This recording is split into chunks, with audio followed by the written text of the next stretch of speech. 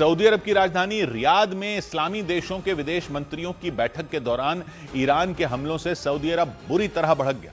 Saudi अरब के विदेश मंत्री ने साफ तौर पर कह दिया कि ईरान ने सारी हदें पार कर दी। न्यूज एजेंसी रॉयटर्स के मुताबिक रियाद में ईरान की मिसाइलें और ड्रोन उस वक्त गिरे जब 12 इस्लामी देशों के विदेश मंत्री मीटिंग कर रहे थे और पश्चिम एशिया में छिड़ी मौजूदा जंग पर चर्चा कर रहे थे।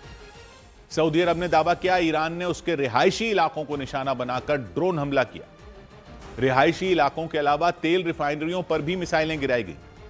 सऊदी अरब के विदेश मंत्री ने इन हमलों के बाद ईरान पर अपना गुस्सा निकालते हुए चेतावनी दी। The targeting of Riyadh while a number of diplomats are meeting, I cannot see as coincidental. And I think that's the clearest signal of how Iran feels about diplomacy.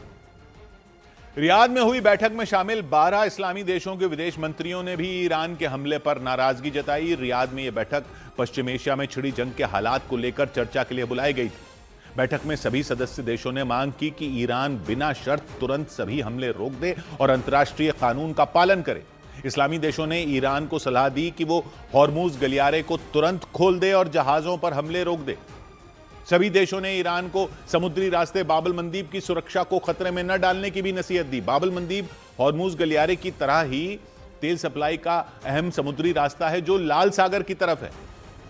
लाल सागर पे वो लगता है। साझा बयान में 12 इस्लामी देशों ने आरोप लगाया कि ईरान ने जानबूझकर खाड़ी देशों में रिहायशी इलाकों को बैलिस्टिक मिसाइल और ड्रोन से निशाना बनाया और पश्चिम एशिया में तेल और गैस के ठिकानों पर हुए हमले के बाद दुनिया भर के शेयर मार्केट क्रैश हो गए। रही सही कसर कच्चे तेल के दाम में हुई बढ़ोतरी ने पूरी कर दी। इसका नतीजा यह हुआ कि एशिया और यूरोप से लेकर अमेरिका और ऑस्ट्रेलिया तक हर जगह शेयर बाजार में भारी गिरावट देखने को मिली और उन देशों के शेयर बाजार लाल निशान पर बंद हुए।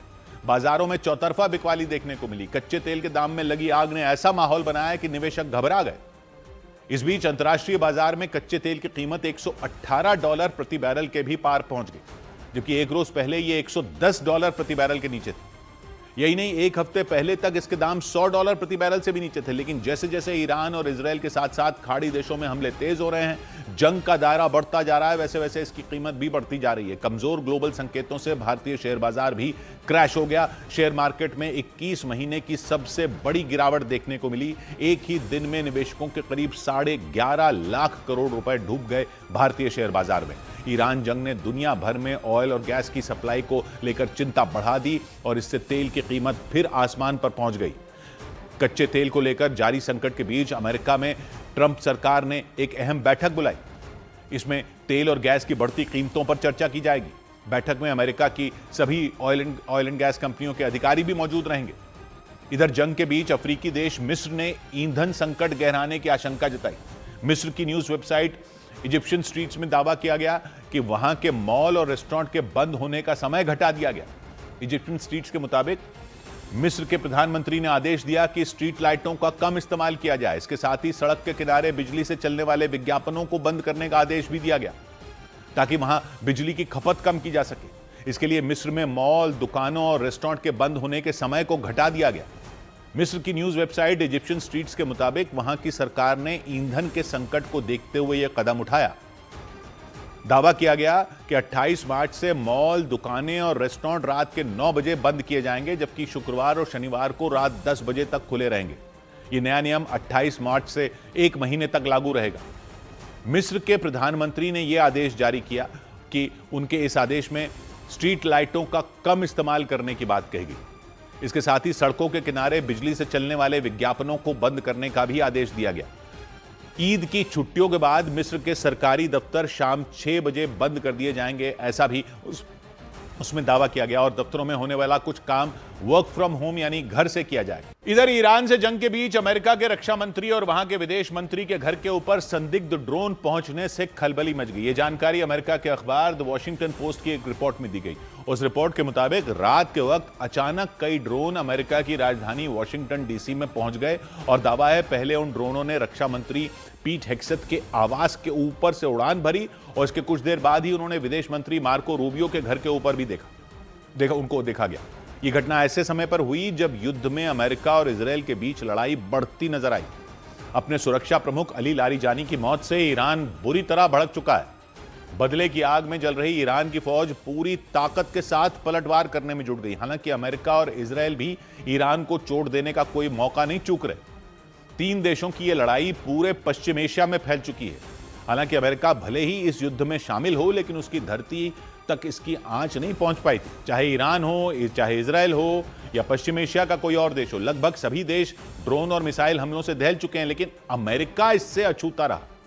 उसकी धरती पर एक भी बम नहीं फटा, क्योंकि अमेरिका और ईरान के बीच तो 11,000 किलोमीटर से ज्यादा की दूरी। ईरान के पास भले ही एक से बढ़कर एक मिसाइलें हों, लेकिन दावा है कि उसकी कोई भी मिसाइल अमेरिका तक नहीं पहुंच सकती। अमेरिका ईरान की मिसाइलों की रेंज से बाहर बताया जाता है। लेकिन इस सब के बीच अमेरिका की राजधानी वॉशिंगटन डीसी में संदिग्ध ड्रोन देखे जाने से दहशत मच गई।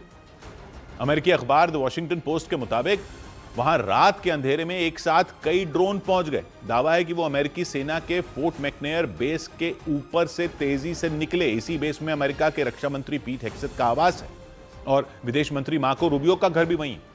ये दोनों ही नेता ट्रंप के सबसे भरोसेमंद बताए जाते हैं और ईरान से चल रहे युद्ध में भी इनकी भूमिका अहम मानी जाती है। ऐसे में उनके आवास के ऊपर ड्रोन मंडराने से पूरे अमेरिका में खलबली मच गई। हालांकि अमेरिका के जिस फोर्ट मैकनेयर बेस के ऊपर से ड्रोन उड़े या दावा किया गया कि उड़े, वहां सिर्फ रक्षा मंत्री और विदेश मंत्री नहीं रहते, बल्कि वहां कई सैन्य अधिकारियों के भी आवास हैं। अमेरिका का फोर्ट मैकनेयर बेस उसकी सबसे सुरक्षित जगहों में एक गिना जाता है। ये राजधानी वॉशिंगटन डीसी के बिल्कुल बीचों बीच मौजूद है। बेस से डोनाल्ड ट्रंप के आवास व्हाइट हाउस की दूरी भी 5 किलोमीटर के आसपास ही है, कुछ ही मिनटों के फासले पर। फोर्ट मैकनेयर बेस में अमेरिका के रक्षा विभाग, पेंटागन के कई बड़े अधिकारी रहते हैं। यानी ये बेस अमेरिका के लिए बेहद अहम हो जाता है। और इसीलिए जब वहां अचानक कुछ अनजान ड्रोन पहुंच गए तो अमेरिकी सुरक्षा एजेंसियों के हाथ पांव फूल गए, क्योंकि मामला रक्षा मंत्री और विदेश मंत्री की सुरक्षा का था। उनके आवास तक ड्रोन पहुंचने की इस घटना ने हर किसी को हिलाकर रख दिया। हालांकि वो ड्रोन निगरानी के लिए भेजे गए या किसी और मकसद से आए, इसका पता नहीं चल सका। लेकिन द वॉशिंगटन पोस्ट की रिपोर्ट के मुताबिक इस घटना के फौरन बाद व्हाइट हाउस में बड़े अधिकारियों की एक बैठक हुई। उस बैठक में दावा है कि पीट हेग्सेथ और मार्को रूबियो को किसी दूसरी जगह पर शिफ्ट करने के फैसले पर चर्चा की गई। और अमेरिका में मौजूद सैनिकों और सुरक्षा कर्मियों को भी 24 घंटे चौकन्ना रहने के आदेश दिए गए। उन्हें हाई अलर्ट पर रखा गया, क्योंकि आशंका जताई गई कि अपने नेताओं और अधिकारियों की मौत का बदला लेने के लिए ईरान अमेरिका के नेताओं और अधिकारियों को भी निशाना बना सकता है। अमेरिका ने दूसरे देशों में मौजूद अपने दूतावासों के लिए भी अलर्ट जारी कर दिया। वहां काम करने वाले अमेरिकी नागरिकों और राजदूतों को सावधानी बरतने के निर्देश दिए गए।